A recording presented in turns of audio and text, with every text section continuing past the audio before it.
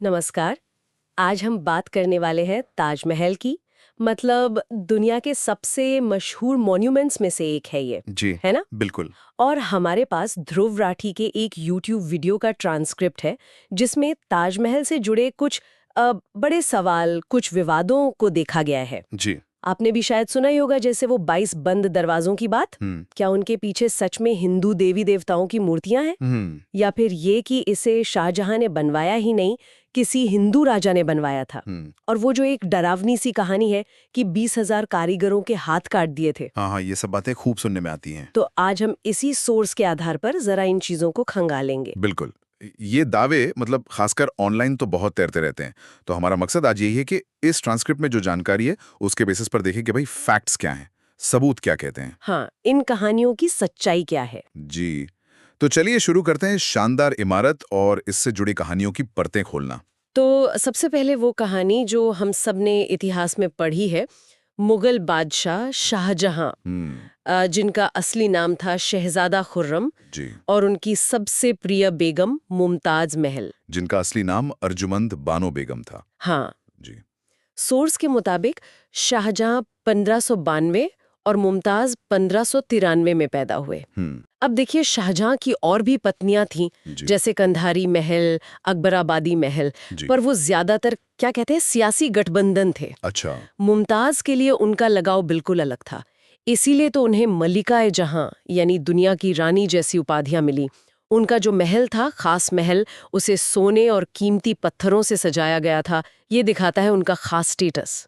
और दिलचस्प बात यह भी है, जैसा सोर्स बताता है, कि वो सिर्फ महल में रहने वाली रानी नहीं थी, वो एडमिनिस्ट्रेशन में भी एक्टिव थी। हाँ, ये बात है। जब शाहजहां कहीं बाहर जाते थे, जंग पर या किसी डिप्लोमेटिक दौरे पर, तो मुमताज अक्सर साथ होती थीं। ये उस जमाने के हिसाब से काफी अलग बात लगती है। बिल्कुल। और सोर्स में यह भी है कि उनके 14 बच्चे हुए, जिनमें से सिर्फ 7 ही जिंदा बच पाए। 14 बच्चे? उस दौर में मेडिकल सुविधाएं बहुत कम थीं, तो बच्चों की मृत्यु दर बहुत ज्यादा थी। ये कोई हैरानी की बात नहीं थी तब। हम्म।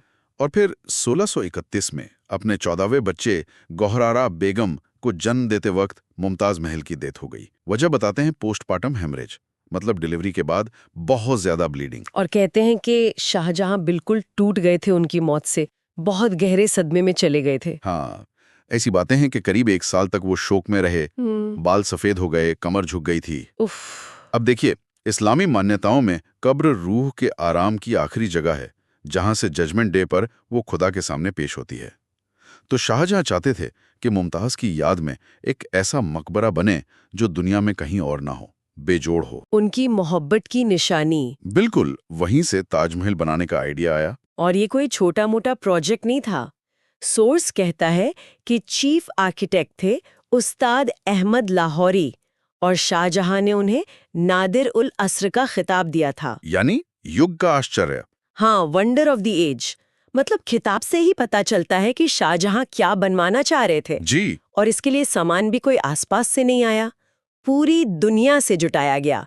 सोचिए, राजस्थान से वो चमकदार सफेद मार्बल, हाँ, पंजाब से जैस्पर, चीन से जेड और क्रिस्टल। तिब्बत से फिरोजा, श्रीलंका से नीलम, अरब से कारेलियन, मतलब बेशकीमती पत्थर, और भी न जाने क्या क्या। और ये सब लाने के लिए 1000 से ज्यादा हाथी इस्तेमाल हुए थे। 1000 से ज्यादा हाथी, सोचिए जरा। बनाने में भी कितना वक्त और मेहनत लगी। करीब 22 साल, है ना? 1631 से शुरू होके 1653 तक चला काम। जी।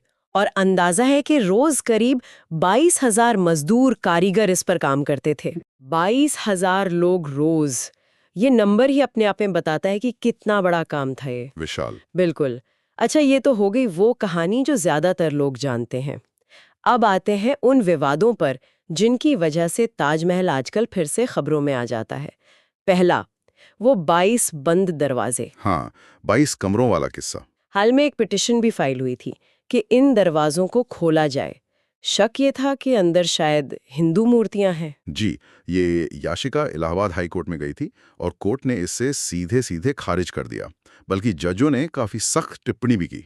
क्या कहा कोर्ट ने? उन्होंने कहा कि भाई इस तरह की याचिकाओं से पीआईएल सिस्टम का मजाक उड़ रहा है। कोर्ट का काम इतिहास लिखना नहीं है, ये काम इतिहासकारों का है और उसकी एक प्रॉपर मेथोडोलॉजी होती है। तो फिर सवाल वही है, इन दरवाजों के पीछे आखिर है क्या? क्या ये हमेशा बंद रहते हैं जैसा लोग सोचते हैं? देखिए, इस पर ASI मतलब आर्कियोलॉजिकल सर्वे ऑफ इंडिया, जो इन स्मारकों की देखभाल करता है, हाँ। उनके सूत्रों का कहना कुछ और है। सोर्स के मुताबिक जिन्हें 22 कमरे कहा जा रहा है, वो असल में कमरे हैं ही नहीं। अच्छा, तो क्या है वो? एक लंबा कॉरिडोर है, एक गलियारा, जिसके दोनों तरफ आर्च वाले दरवाजे बने हुए हैं, और वो हमेशा बंद भी नहीं रहते। ASI के लोग रेगुलरली, शायद हर हफ्ते या 15 दिन में, अंदर जाकर साफ सफाई करते हैं। अरे, तो ये कोई सीक्रेट वाली बात नहीं है? लगता तो नहीं।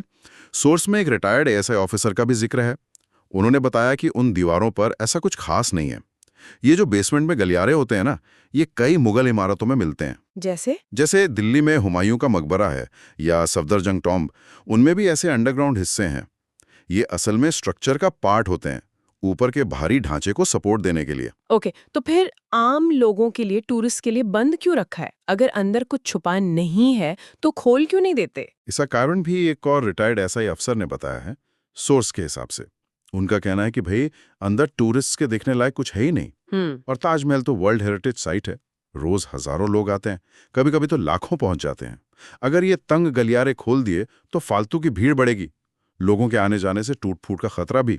तो बस सेफ्टी और क्राउड मैनेजमेंट के लिए इन्हें बंद रखना ही ठीक समझा गया। और शायद इसीलिए इस पूरे विवाद को खत्म करने के लिए ASI ने हाल में कुछ किया भी था। हाँ बिल्कुल। जब ये बातें बहुत चलने लगी सोशल मीडिया पर, तो ASI ने खुद ही इन तथाकथित कमरों की तस्वीरें जारी कर दी। अच्छा। जी, ये तस्वीरें ASI की वेबसाइट पर उनके न्यूज़लेटर सेक्शन में मौजूद हैं। कोई भी देख सकता है, और उन तस्वीरों में साफ दिख रहा है कि अंदर मरम्मत का, मेंटेनेंस का काम चल रहा है। तो इससे दो बातें साफ हो गईं। एक तो ये कि अंदर क्या है, और दूसरा ये कि ASI इनकी देखभाल कर रहा है। तो बंद दरवाजों का रहस्य तो सोर्स के हिसाब से सुलझ गया लगता है। अब आते हैं दूसरे बड़े दावे पर, तेजोमहल थ्योरी। हाँ, ये भी बहुत चलता है। ये थ्योरी कहती है कि ताजमहल असल में शाहजहां ने बनवाया ही नहीं। ये पहले से एक शिव मंदिर था, नाम था तेजोमहल है, और इसे 13वीं सदी में किसी राजा परमणि देव ने बनवाया था। बाद में शाहजहां ने इसे जयपुर के राजा जयसिंह से छीन लिया। जी, दावा भी कोई नया नहीं है। सोर्स बताता है कि 2015 में भी ऐसी ही एक याचिका आगरा की कोर्ट में डाली गई थी। तब कुछ वकीलों ने कहा था कि ये 1212 ईस्वी में राजा परमणि देव ने बनवाया, फिर ये राजा मानसिंह को मिला, फिर उनके पोते राजा जयसिंह को, और 1632 में शाहजहां ने कब्जा कर लिया। इस पर सरकार का, ASI का क्या स्टैंड रहा है? क्या उन्हें कोई सबूत मिला है मंदिर होने का? नहीं, सोर्स के मुताबिक सरकार और ASI दोनों ने लगातार यही कहा है कि ताजमहल के मंदिर होने का आज तक कोई सबूत नहीं मिला है। कोई सबूत नहीं? कोई सबूत नहीं। नवंबर 2015 में उस वक्त के कल्चर मिनिस्टर ने पार्लियामेंट में भी यही कहा था। फिर 2017 में ASI ने कोर्ट में भी साफ साफ कहा कि ताजमहल एक मकबरा है, मंदिर नहीं। ये मामला, जैसे ज्ञानवापी मस्जिद वाला मामला है, उससे बिल्कुल अलग है, जहां सोर्स कहता है कि मंदिर होने के कुछ प्रमाण मिले हैं। ताजमहल के केस में ऐसा कुछ नहीं मिला है, न कोई आर्कियोलॉजिकल सबूत, न कोई डॉक्यूमेंट्री सबूत। लेकिन वो राजा जयसिंह वाली बात, क्या वाकई उनसे जमीन छीने गई थी? ये दावा तो बार बार आता है। यहाँ पर ऐतिहासिक दस्तावेज बिल्कुल अलग कहानी बताते हैं। सोर्स में इतिहासकार राणा सफेई का जिक्र है। वो बताती हैं कि मुगल अपने जमाने का इतिहास लिखवाने में बहुत दिलचस्पी रखते थे। हाँ, बादशाहनामा, जहांगीरनामा। बिल्कुल, ये सब मौजूद हैं। अबुल फजल जैसे दरबारी इतिहासकार थे। फिर उस वक्त यूरोप से जो यात्री आए, उन्होंने भी बहुत कुछ लिखा है। इन सबको W.E. बेगले और Z.A. देसाई ने एक किताब में कंपाइल किया है, ताजमहल द इल्यूमिनेटेड टूम्ब। अच्छा, तो ये सारे सोर्स क्या कहते हैं? ये बताते हैं कि राजा जयसिंह के शाहजहां से काफी अच्छे रिश्ते थे, दोस्ताना रिश्ते थे, और जिस जमीन पर आज ताजमहल है, वो वाकई राजा जयसिंह की प्रॉपर्टी थी। उनकी एक हवेली या मंजिल थी वहां। हवेली थी? जी, अलग अलग डॉक्यूमेंट्स में उसे हवेली, खाना यानी घर, या मंजिल कहा गया है। तो फिर शाहजहां को कैसे मिली वो जमीन? अगर छीनी नहीं तो क्या गिफ्ट में दी राजा ने? यहां थोड़ा पीछे जाना पड़ेगा। इतिहासकार इरा मुखोती, जैसा सोर्स में है, बताती हैं कि जयपुर का जो कछवा राजपूत राजघराना था, उनके मुगलों से बहुत गहरे रिश्ते थे। हाँ, अकबर की शादी हुई थी वहां। बिल्कुल, अकबर की शादी आमेर की राजकुमारी हरकाबाई से हुई थी। और यहाँ एक आम कंफ्यूजन है जो दूर करना जरूरी है। फिल्मों में उन्हें जोधाबाई कहते हैं, वो गलत है। अच्छा। जोधाबाई मतलब जोधपुर की महिला। वो असल में जहांगीर की पत्नी और शाहजहां की माँ थीं। अकबर की राजपूत पत्नी हरकाबाई थीं, राजा मानसिंह की बुआ। ओके। तो राजा जयसिंह कौन थे? वो थे राजा मानसिंह के पोते और शाहजहां थे अकबर के पोते। तो एक तरह से पारिवारिक और राजनीतिक रिश्ते थे। इसी बैकग्राउंड में जब शाहजहां ने मुमताज के लिए मकबरा बनाने के लिए यमुना किनारे जमीन देखी, तो राजा जयसिंह ने खुद ये जमीन देने की पेशकश की।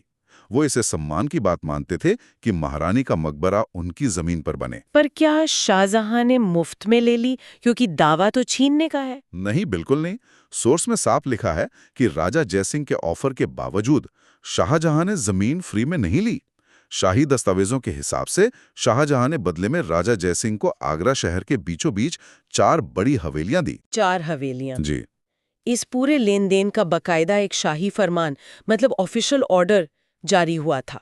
तारीख थी 28 दिसंबर 1633 और ये फरमान आज भी जयपुर के सिटी पैलेस म्यूजियम में रखा है। अरे वाह, ये तो पक्का सबूत हुआ फिर। बिल्कुल, कोई भी जाकर देख सकता है।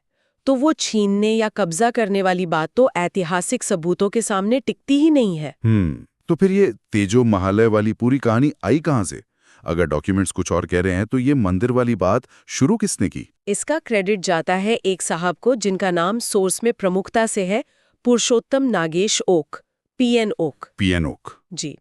और दिलचस्प बात यह है कि पीएन ओक कोई ट्रेंड हिस्टोरियन नहीं थे। मैं तो इतिहास में रुचि थी, पर उन्होंने अपने ही कुछ सिद्धांत कर लिए थे। कैसे सिद्धांत? उनकी मेथोडोलॉजी, जैसा सोर्स बताता है, थोड़ी अजीब थी। वो शब्दों की आवाज में समानता देकर बड़े बड़े कनेक्शन निकाल लेते थे। जैसे उन्हें लगता था कि अंग्रेजी का वैटिकन संस्कृत के वाटिका जैसा लगता है। तो उन्होंने थ्योरी बना दी कि वैटिकन सिटी कभी वैदिक सेंटर या हिंदू मंदिर रहा होगा। क्या आप बात कर रहे हैं? हाँ, इसी तरह उन्होंने दावा किया कि लंदन का वेस्टमिंस्टर एबे भी असल में शिव मंदिर था। वेस्टमिंस्टर एबे भी? ये तो काफी बड़े दावे हैं। जी हाँ, और यही नहीं रुके। उन्होंने लिखा कि क्रिश्चियनिटी शब्द कृष्ण नीति से बना है, क्योंकि उनका मानना था कि जीसस क्राइस्ट अपनी जवानी में 13 से 30 साल की उम्र भारत आए थे और कृष्ण की नीतियां सीखी। अच्छा। उन्होंने ये भी दावा किया कि इस्लाम और यहूदी धर्म भी हिंदू धर्म से निकले हैं, क्योंकि अब्राहम का नाम ब्रह्मा जैसा लगता है और उनकी पत्नी सारा शायद सरस्वती थी। मतलब उनके हिसाब से पूरी दुनिया पर कभी हिंदू साम्राज्य था। ये उनके अपने विचार थे जिनका कोई हिस्टोरिकल बेसिस नहीं था। और ताजमहल के बारे में क्या कहा उन्होंने इसी लॉजिक से? ओक का मानना था कि मुगलों ने इंडिया में कोई बड़ी इमारत बनाई ही नहीं, सब पहले की हिंदू इमारतों पर कब्जा था। ताजमहल के बारे में पहले कहा कि यह बहुत पुराने हिंदू काल का है। फिर जब हिस्टोरियंस ने कहा कि भाई 4वीं सदी ईसा पूर्व से पहले के पत्थर के स्ट्रक्चर ही मिलते हैं, पूरी इमारत नहीं, तो उन्होंने बात बदली। फिर कहा कि ताजमहल 1155 ईस्वी में राजा परमर्दी देव ने तेजो महालय नाम से बनवाया था। अच्छा, 1155? जी, उन्होंने राजा जयसिंह वाली सच्ची कहानी का एक हिस्सा लिया कि जमीन उनकी थी और उसे तोड़ मरोड़कर अपनी मंदिर वाली कहानी में फिट कर दिया कि शाहजहां ने मंदिर पर कब्जा कर लिया। इसी बेसिस पर उन्होंने साल 2000 में सुप्रीम कोर्ट में पिटीशन भी डाली थी। उसका क्या हुआ? कोर्ट ने क्या कहा? सुप्रीम कोर्ट ने उसे सिरे से खारिज कर दिया, मिसकंसीव्ड बताया, और सोर्स के मुताबिक कोर्ट ने मजाक में यह भी कहा कि पिटिशनर के दिमाग में शायद कोई कीड़ा या मधुमक्खी घुस गई है। Be in his bonnet. हाँ, लेकिन असली कहानी बदली 2010 के बाद, जब व्हाट्सएप और सोशल मीडिया आया। पीएन ओक की कहानियां, जिन्हें इतिहासकारों और कोर्ट ने रिजेक्ट कर दिया था, वो व्हाट्सएप यूनिवर्सिटी पर खूब फैली। हाँ, ये तो है। बिना किसी सोर्स, बिना सबूत के फॉरवर्ड होती रहीं और बहुत से लोग इन्हें सच मानने लगे। नतीजा ये है कि बार बार ऐसी पिटिशन आती हैं, कोर्ट और मीडिया का टाइम वेस्ट होता है। और मजे की बात देखिए, ओक ने साल 1155 बताया था, अभी वाली पिटिशन में 1212 बताया गया। मतलब कहानी गढ़ने वालों को फैक्ट से कोई लेना देना नहीं। ये तो वाकई दिखाता है कि कैसे गलत जानकारी फैल सकती है। खैर, अब आते हैं तीसरे बड़े दावे पर, जो शायद सबसे ज्यादा सनसनीखेज और डरावना है। हाथ काटने वाला? हाँ, कारीगरों के हाथ काटने वाली कहानी कि शाहजहां ने ताजमहल बनाने वाले 20,000 कारीगरों के हाथ कटवा दिए ताकि वो ऐसी खूबसूरत इमारत दोबारा न बना सकें। हाँ, ये कहानी बहुत सुनी जाती है, पर आप सिर्फ कॉमन सेंस लगाइए।